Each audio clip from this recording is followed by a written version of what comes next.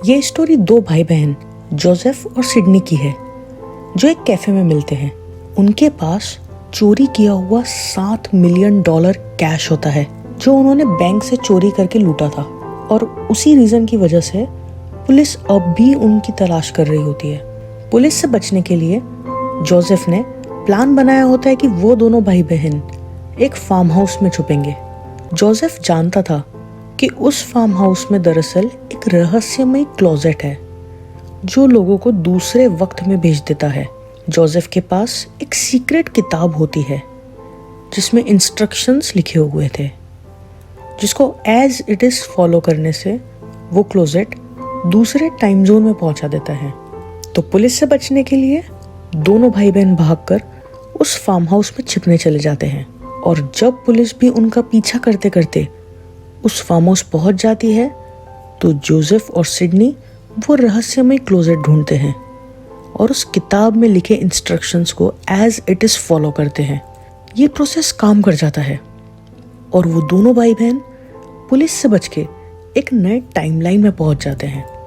पर वो देखते हैं कि उनके आसपास कोई भी नहीं होता और घर के पास सिर्फ एक चर्च और एक आटा चक्की होती है, और वो भी लॉक्ड होती है।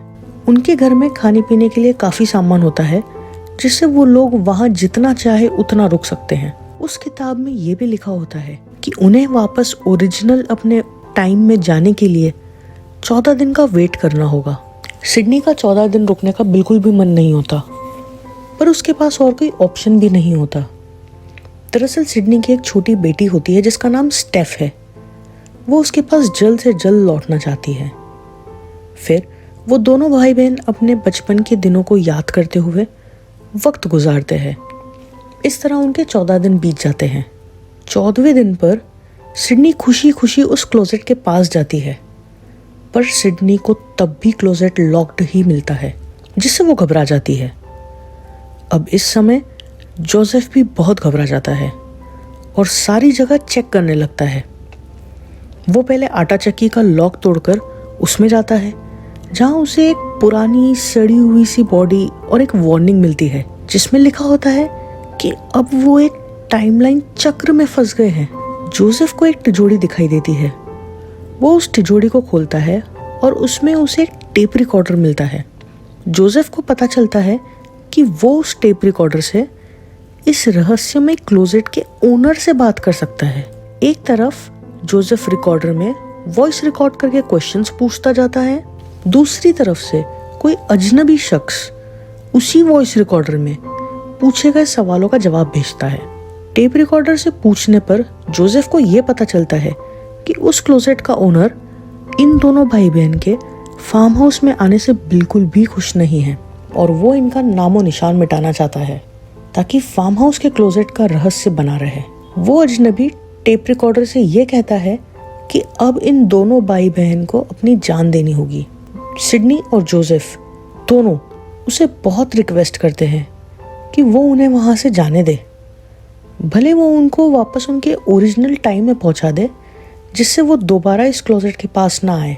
तब वो टेप रिकॉर्डर वाला इंसान उनकी बात मान लेता है और कहता है कि जब एक कोई स्ट्रेंज शख्स किसी अननोन दिन उन दोनों भाई बहन को मिलने फार्म हाउस पे आएगा, उसी दिन दोनों भाई बहन को ये क्लोजेट भी खुला मिलेगा।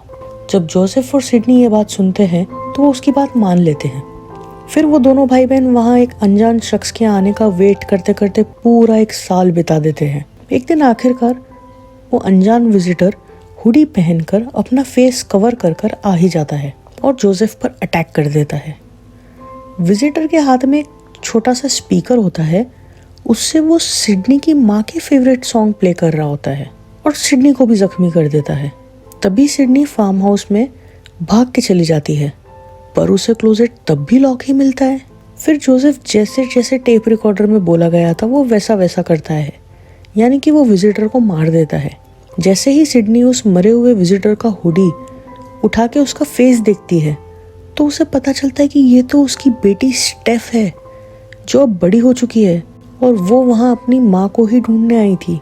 जोसेफ वो क्लोजेट खोलने की कोशिश करता है और गलती से सिडनी को गोली मार देता है। फिर जोसेफ घबराकर टेप रिकॉर्डर वाले शख्स से विनती करता है कि वो जोसेफ को वापस उसके ओरिजिनल टाइम में भेज दे ताकि वो यहाँ कभी आए ही ना, और उसे एक मौका और दिया जाए ताकि वो सिडनी को बचा सके और अपनी गलतियां सुधार सके। स्ट्रेंजर्स उसकी बात मान लेते हैं।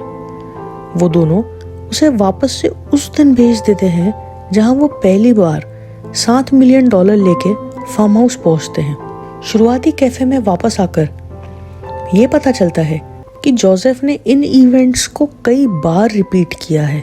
जोसेफ को ये रियलाइज होता है कि वो शायद बार बार उस क्लोजेट में फंस चुका है, इसलिए अब सब कुछ ठीक करने के लिए और उसकी बहन की जान बचाने के लिए वो सिडनी से कहता है। इस साइकिल को रोकने का शायद अब एक ही तरीका है कि सिडनी जोसेफ को उसी कैफे में मार दे और अपनी बेटी के पास वापस लौट जाए। जैसे ही पुलिस के सायरन्स पास आते सुनाई देते हैं, सिडनी जोसेफ को गोली मार देती है और कैफे से भाग जाती है, और यही हमारी मूवी एंड हो जाती है। अगर आपको हमारी मूवी की एक्सप्लेनेशंस पसंद आती है तो प्लीज़ इस वीडियो को लाइक, शेयर एंड सब्सक्राइब करें। अगर आप चाहते हैं तो आप हमें कमेंट करके भी बता सकते हैं कि आप नेक्स्ट कौन सी मूवी देखना या सुनना चाहते हैं, जिससे हम आपकी मनपसंद जेनर की मूवी ला सकेंगे। एंड तक इस वीडियो को देखने के लिए आपका तहे दिल से शुक्रिया। मिलते हैं नेक्स्ट वीडियो में। Till then, bye bye, take care.